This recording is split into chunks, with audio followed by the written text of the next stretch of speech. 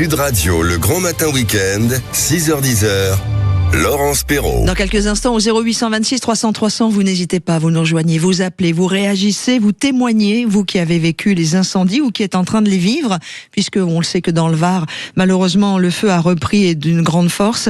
Mais nous allons avoir Asfia, jeune femme bénévole au Centre des Expositions de Bordeaux, qui va venir témoigner de ce qui s'est passé pour les évacuer, comme on l'a dit. Mais en même temps et tout de suite, nous allons accueillir Rémi Chabou. Bonjour Rémi.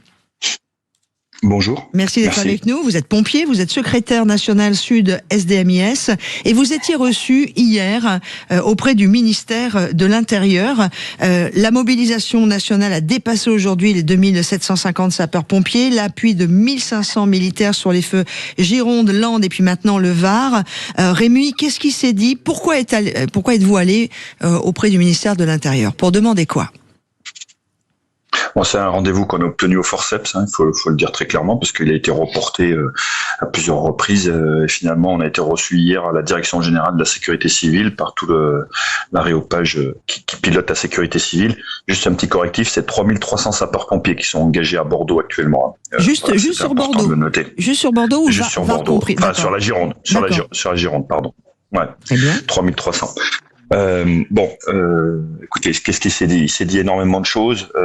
Il y a une réunion qui a eu lieu hier matin avec l'ensemble des directeurs départementaux de France pour rappeler quelques priorités. Je peux vous donner, c'est peut-être un peu technique, mais allez très rapidement en vulgarisant, c'est un rappel sur la priorité qui est celle des directeurs, la santé et la sécurité des sapeurs-pompiers. Je reviendrai dessus.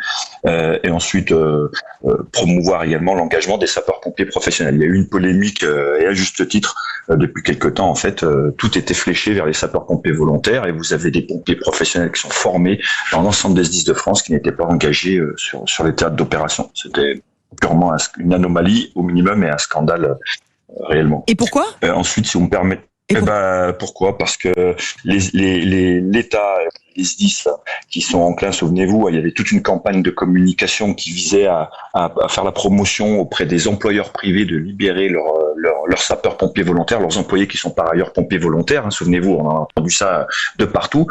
Sauf que les SDIS qui eux aussi sont des employeurs et qui ont des pompiers professionnels, et des personnes administratives, c'est le back-office des sapeurs-pompiers, ceux qui réparent les engins, etc., mais qui sont également pompiers volontaires, eux, par contre, ne montrent pas l'exemple. On demande aux employeurs privés de libérer leurs employés qui sont pompiers volontaires, mais les SDIS ne le font pas avec leurs pompiers professionnels et leurs agents. C'est quand même, il faut faire le grand écart. C'est clair. Donc là, vous avez pointé ça du doigt.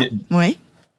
Alors ça a été rectifié auprès des directeurs, on verra si ce sera suivi d'actes évidemment.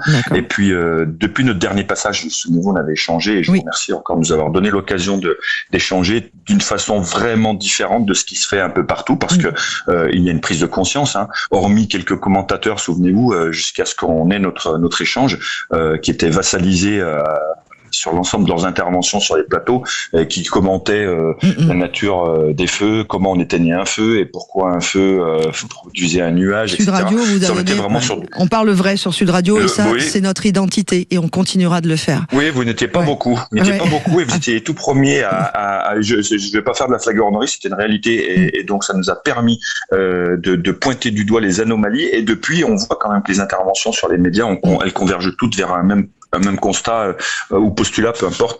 Il y a une impréparation, un manque de moyens et surtout, il y avait un déni. Rémi, par contre, vous le savez que malheureusement, la radio a des obligations temporelles. Est-ce que vous pouvez nous dire ce que vous avez demandé hier au ministère et est-ce que vous avez été entendu? Mettez-moi tous les points avec le premier que vous venez de nous expliquer et les autres. Écoutez, les points qu'on a demandé au ministère sont simples. On leur a demandé déjà de rectifier leur communication et d'arrêter de dire que tout va bien. Eux, ce qu'ils nous ont annoncé, c'est que, alors, j'ai pas la teneur de ce courrier, nous devrions recevoir un courrier, une missive, peu importe le terme, du ministre de l'Intérieur dans les jours qui suivent avec des mesures importantes. On a été incapable de nous donner la teneur de ce courrier. Donc voilà, on attend aujourd'hui ce courrier dans les jours qui suivent pour savoir ce qui est indiqué à l'intérieur. Moi, très, très sincèrement, si vous me permettez, je sais que votre temps est précieux, mais c'est important quand même. On a 200 maisons détruites, 200 000 évacués, on voit avec votre auditeur qui est passé précédemment. Tout à fait. Oui, exactement. 129 sapeurs-pompiers blessés ou intoxiqués, dont certains assez graves et certains même qui sont hyper barres. une vingtaine d'engins de lutte contre l'incendie qui sont détruits. On a même le plus grave 4 sapeurs-pompiers décédés. Dans n'importe quel pays normalement constitué au monde, les autorités auraient tiré des conclusions qui s'imposent à elles. Je vais pas plus loin dans ce que je vous dis, c'est une évidence. C'est 200 maisons détruites, rien que ce mot-là, n'importe où en France, n'importe où dans le monde, pardon, il y aurait eu des conclusions. Aujourd'hui, tout va bien, donc c'est toujours les mêmes qui pilotent la boutique, et puis on va jusqu'au bout. On nous a parlé du débriefing qui s'imposera à nous en septembre. Voilà, les grandes lignes. Aujourd'hui, on manque de matériel. Les cagoules, c'est important que je vous le dise, je suis désolé, mais aujourd'hui, les sapeurs-pompiers interviennent sans cagoules filtrantes, sans matériel de protection respiratoire. Il y a les morts directes, les 4 que je viens de citer, mais il y aura les morts indirectes également dans les années à venir. C'est une évidence, on le sait. Malheureusement, c'est les conséquences de ces problèmes respiratoires, manque de protection respiratoire, nous affectera. Quand la population à 100 km à la ronde, imaginez déjà qu'elles se plaignent de ces fumées, alors imaginez ceux qui sont au contact direct du feu. Voilà, et donc ça, c'est un vrai souci. Si j'ai encore une petite minute, mais je sais pas si c'est le cas. Ça va être compliqué. Ça va être compliqué, je suis désolée, Rémi. Allez. Par contre, vous savez que le micro de Sud Radio vous est ouvert, donc dès que vous avez des nouvelles, vous nous rappelez et on vous fait passer à l'antenne dès que vous avez des nouvelles. J'en ai des nouvelles, j'attends que vous me donniez l'occasion de m'exprimer sur ce sujet. Non, mais des nouvelles de votre rendez-vous avec le ministère de l'Intérieur, entre autres. Bien sûr. Et évidemment, le courrier devrait pas tarder. Et on fait un point avec vous demain matin dans les grands matins week-end si vous l'acceptez pour faire un point sur les dernières tendances et toutes les dernières choses qui se passent. Et très prochainement, il y aura une conférence de presse avec l'ensemble des organisations syndicales du pays, l'ensemble, une conférence de presse qui sera organisée et bien sûr, vous serez invités. C'est très, très, très important. Merci beaucoup, Rémi. Merci à tous les pompiers de France aussi.